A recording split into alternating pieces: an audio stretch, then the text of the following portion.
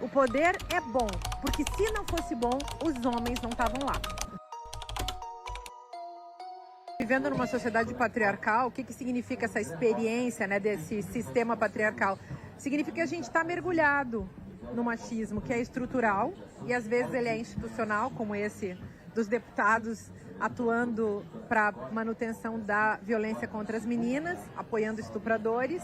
Mas o fato é que mesmo quando você não está numa situação de violência explícita, a estrutura é violenta. Por quê?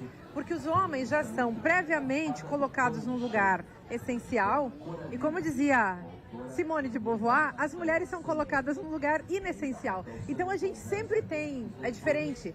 Tu, como homem branco, jovem, tu já tem um lugar, tu já é bonito, tu já é bacana, tu já tá no teu lugar. A gente vai ter que correr muito atrás. E outras pessoas marcadas por outros fatores de opressão, que, digamos, muito mais atrás, vão ter que correr muito mais atrás. Então, uma mulher latino-americana, uma mulher negra, uma mulher trans, uma mulher sem pobre. Sem instrução formal, sem acesso. Tem hierarquias de opressão e a gente, quando luta contra elas. Mas o fato é que elas estão dadas. Então, lá no topo da hierarquia, está o homem branco, jovem e heterossexual. E ele é o dono do mundo e aí ele arranja uma parceira que nunca vai ser igual a ele, do ponto de vista do poder, porque ela deve ser submissa, mas eles estão lá no topo da pirâmide, aquela parceira para ter os filhos, o casalzinho, o loirinho, a família margarina. Então, esse mundo está organizado desse jeito, é um mundo hierárquico, como tudo que é patriarcal. O patriarcado, ele é um exército em que os homens se protegem entre eles e, claro, tem homens, assim como no mundo patriarcal, que é também um mundo racista, tem gente branca, de pele branca, que não assina embaixo a branquitude, o racismo da branquitude. E pode ser que tenha homens, e tem muitos homens, que mesmo sendo homens heterossexuais, não assinam embaixo isso, mas o fato é que a estrutura, a lógica interna do processo, do sistema, faz isso com as pessoas e os corpos. E aí a gente vive as injustiças e as violências. E claro, bater tudo isso significa fazer democracia, né? Eu acho que a gente tem que falar cada vez mais sobre o ódio, que a gente conheceu bastante nesse período de fascistização do Brasil, mas as mulheres conhecem o ódio há muito tempo. A misoginia, que é o ódio às mulheres, faz parte, infelizmente, da nossa história mundial, brasileira, rio-grandense, porto-alegrense. É meio que uma constante, um fator que não dá para apagar dessa cultura machista, patriarcal, como a gente diz. Eu fiquei 20 anos escrevendo esse livro, acho que é o trabalho mais importante que eu poderia ter escrito na minha vida. E é uma filosofia política, antipatriarcal, antimachista.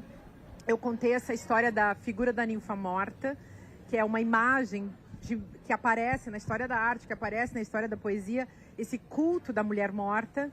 E, ao mesmo tempo, é um debate sobre o feminicídio, porque é um fato que essa cultura feminicida que mata e cada vez mais mata mais mulheres, mas que mata indiretamente também, como a gente vê.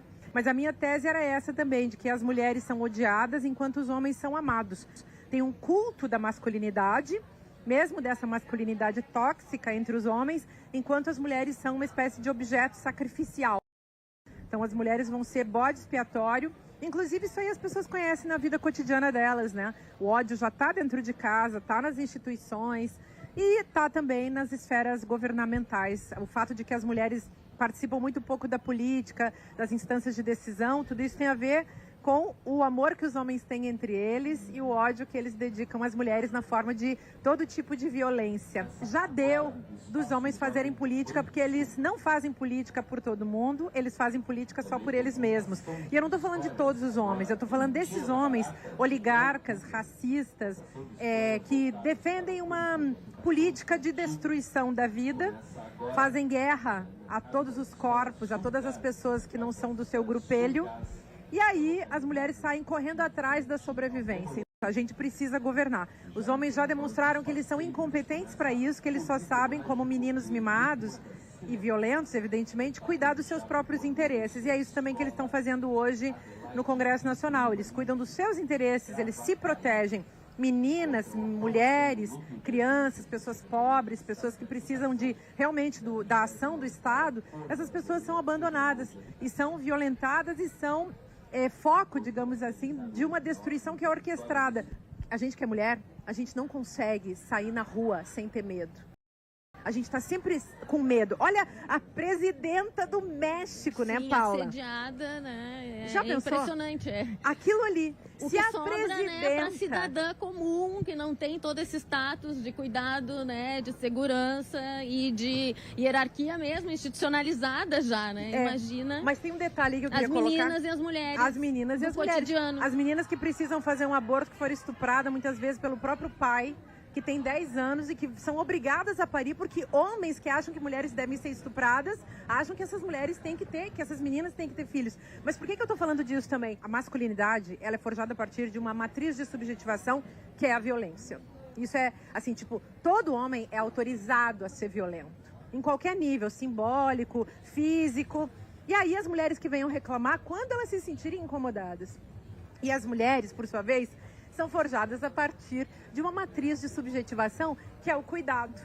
Então, imagina a violência na política e imagina o cuidado na política. Faz toda a diferença. Como dizia Luiz Erundina, o poder é bom, porque se não fosse bom, os homens não estavam lá.